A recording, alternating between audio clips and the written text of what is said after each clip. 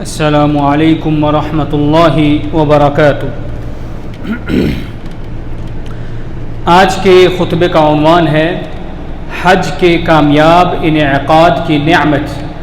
الحمدللہ والصلاۃ والسلام علی رسول اللہ، اما بعد، تمام تعریفیں اس اللہ کے لیے ہیں جس کی نعمتیں بے شمار ہیں اور جس کی مہربانیاں بے حد و حساب ہیں۔ وہ ہر ایک پر عظیم فضل و کرم فرمانے والا ہے۔ اس کی شان بہت بلند، اس کی سلطنت بہت زبردست، اس کا فضل ہر طرف عام اور اس کی نوازشات مسلسل جاری ہیں۔ میں گواہی دیتا ہوں کہ اللہ کے سوا کوئی معبود نہیں، وہ اکیلا ہے، اس کا کوئی شریک نہیں۔ یہ گواہی اس شخص کو فائدہ دے گی جو اس دن یہ گواہی دے گا جب مال و دولت کسی کو فائدہ نہ دیں گے اور نہ ہی مددگار اس کے کسی کام آئیں گے۔ اور میں گواہی دیتا ہوں کہ ہمارے نبی محمد صلی اللہ علیہ وسلم اللہ تعالیٰ کے بندے اور اس کے آخری رسول ہیں، جن کا ظاہر و باطن پاک ہے۔ اللہ تعالیٰ ان پر، ان کی آل اور تمام صحابہ کرام پر کثرت سے درود و سلام نازل فرمائے۔ حمد و ثنا کے بعد، اے لوگو، میں تمہیں اور اپنے نفس کو اللہ تعالیٰ سے ڈرنے کی وصیت کرتا ہوں، جیسا کہ اللہ تعالیٰ قرآن مجید میں ارشاد فرماتے ہیں، یا ایھا الذین آمنوا اتقوا اللہ حق تقاتہ ولا تموتن الا وانتم مسلمون۔ اے ایمان والو، اللہ سے اس طرح ڈرو جیسے کہ اس سے ڈرنے کا حق ہے، اور تمہیں موت نہ آئے مگر اس حالت میں کہ تم مسلمان ہو۔ اے مسلمانوں، اسلامی دنیا نے حال ہی میں عشرہ ذو الحجہ کے بابرکت دنوں کو رخصت کیا ہے۔ وہ دن جن میں فریضہ حج ادا کیا جاتا ہے۔ یہ فریضہ ایسا ہے کہ جس کے مناسک بلند و عظیم ہیں، جس کی ظاہری شکلیں شاندار اور دل نشیں ہیں، جس کے فوائد ہر مسلمان کو شامل ہوتے ہیں، جو اپنے کمال آسانی اور وسعت میں بے مثال ہے۔ یہ وہ فریضہ ہے جس میں اتنے زیادہ دینی و دنیاوی مصالح اور فوائد پوشیدہ اور شامل ہیں کہ شمار کرنے والے بھی ان کا احاطہ نہیں کر سکتے۔ یہ فریضہ اعلیٰ ترین مقاصد پر مشتمل ہے، عمیق ترین حکمتوں سے معمور ہے اور سب سے پاکیزہ اور عظیم منافع اپنے اندر رکھتا ہے۔ اے مسلمانوں، ایک مسلمان کے لیے لازم اور ضروری ہے کہ وہ اللہ کی عطا کردہ نعمتوں کو یاد کرے، ان نعمتوں پر اللہ کا شکر ادا کرے جنہیں گننا انسان کے لیے ممکن نہیں۔ اللہ تعالیٰ قرآن مجید میں ارشاد فرماتے ہیں، وَآتَاكُم مِّن كُلِّ مَا سَأَلْتُمُوهُ وَإِن تَعُدُّوا نِعْمَةَ اللَّهِ لَا تُحْصُوهَا إِنَّ الْإِنسَانَ لَظَلُومٌ كَفَّارٌ۔ اور اللہ نے تمہیں ہر وہ چیز دی جس کو تم نے مانگا، اور اگر تم اللہ کی نعمتوں کو گننا چاہو تو شمار نہیں کر سکتے۔ بے شک انسان بڑا ہی ظالم اور ناشکرا ہے۔ نعمتوں کا شکر، اللہ کی نعمتوں کا شکر ادا کرنے میں یہ شامل ہے کہ بندہ اپنے رب کے سامنے عاجزی و انکساری اختیار کرے، اس سے محبت رکھے، اس کی نعمتوں کا اعتراف کرے، اس پر اس کی حمد و ثنا بیان کرے، اور ان نعمتوں کو ایسے کاموں میں استعمال کرے جنہیں اللہ تعالیٰ پسند فرماتا ہے۔ اللہ تعالیٰ قرآن مجید میں ارشاد فرماتے ہیں، وَإِذْ تَأَذَّنَ رَبُّكُمْ لَئِن شَكَرْتُمْ لَأَزِيدَنَّكُمْ وَلَئِن كَفَرْتُمْ إِنَّ عَذَابِي لَشَدِيدٌ۔ اور یاد کرو جب تمہارے رب نے اعلان فرمایا کہ اگر تم شکر ادا کرو گے تو میں تمہیں ضرور اور زیادہ دوں گا، اور اگر تم ناشکری کرو گے تو بے شک میرا عذاب بہت سخت ہے۔ اے اللہ کے بندو، ان عظیم نعمتوں میں سے جن پر شکر کرنا لازم ہے، ان میں ایک بڑی نعمت اس سال حج کا شاندار اور کامیاب انعقاد بھی ہے۔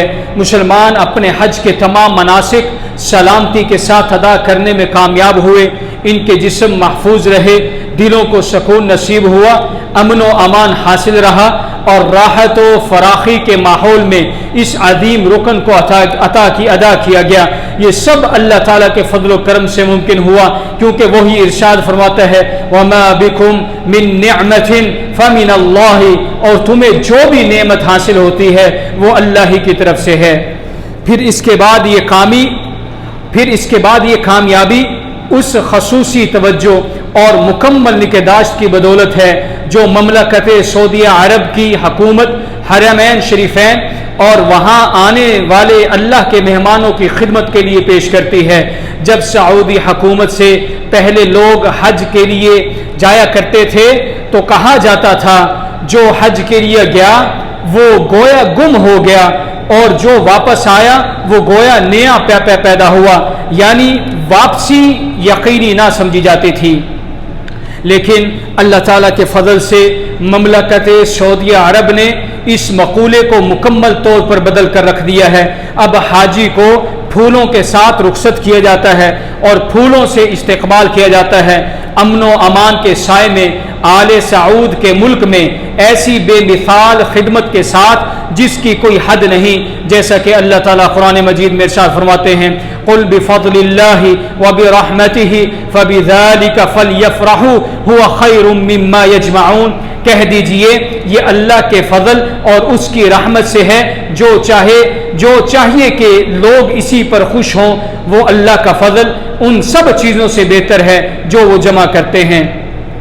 اے مسلمانوں، ہمارے نبی صلی اللہ علیہ وسلم نے ہمیں سکھلایا کہ اللہ کا شکر ہر حال میں اور ہر موقع پر ادا کرنا چاہیے، اور شکر گزاری کی لازمی شکوں میں سے یہ بھی ہے کہ اگر کوئی انسان آپ پر احسان کرے تو اس کا بھی شکر ادا کیا جائے، جیسا کہ حضرت ابو داود نے حضرت ابو ہریرہ رضی اللہ تعالیٰ عنہ سے روایت کیا ہے کہ وہ کہتے ہیں کہ رسول اللہ صلی اللہ علیہ وسلم نے ارشاد فرمایا لا یشکر اللہ من لا یشکر الناس، جو لوگوں کا شکر ادا نہیں کرتا وہ اللہ کا بھی شکر ادا نہیں کرتا۔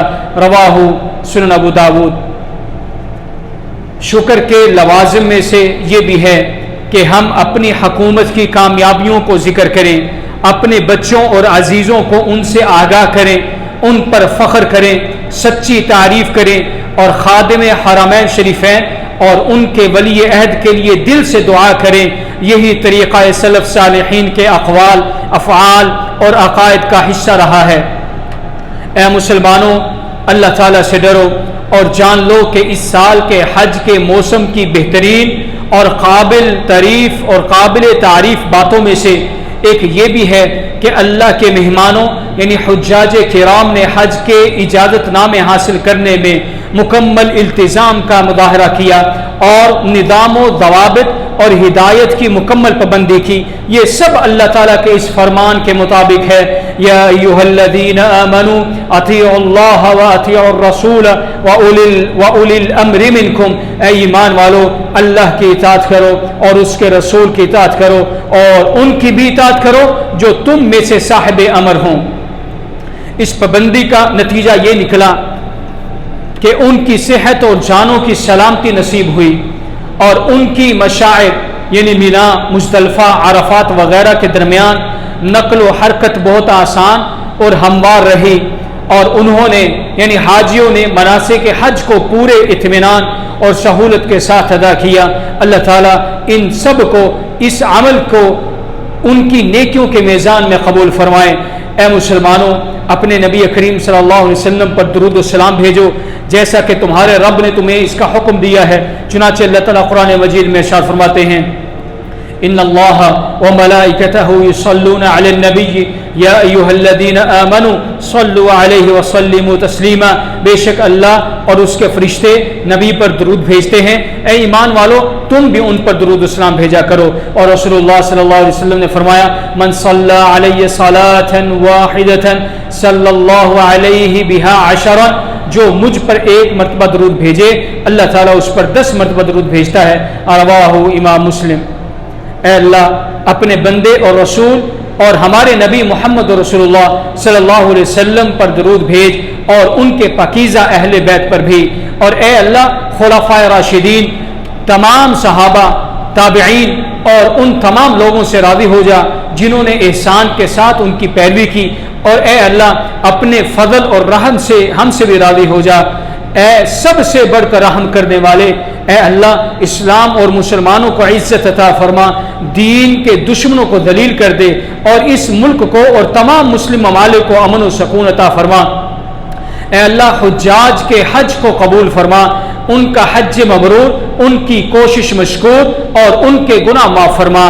اور اے اللہ جن بندوں نے اس سال حج نہیں کیا، ہم تجھ سے سوال کرتے ہیں کہ تو اپنے فضل و کرم سے آئندہ سالوں میں ان کے لیے حج کو آسان فرما اے رب العالمین۔ اے اللہ ہمیں ہمارے وطنوں میں امن نصیب فرما، ہماری افواج کی مدد فرما، ہماری سرحدوں کی حفاظت فرما، ہمارے امام اور ہمارے حکمران کو حق کے ساتھ تائید فرما۔ اے اللہ انہیں اور ان کے ولی عہد کو ان کاموں کی توفیق دے جو تجھے پسند ہو، جن سے تو راضی ہو، اور انہیں نیکی اور تقوی کے راہ پر لگا دے، اور تمام مسلمان حکمرانوں کو بھی توفیق دے اے رب العالمین۔ اور اللہ تعالیٰ کا درود و سلام ہو ہمارے نبی محمد صلی اللہ علیہ وسلم پر، ان کی آل پر اور تمام صحابہ کرام پر۔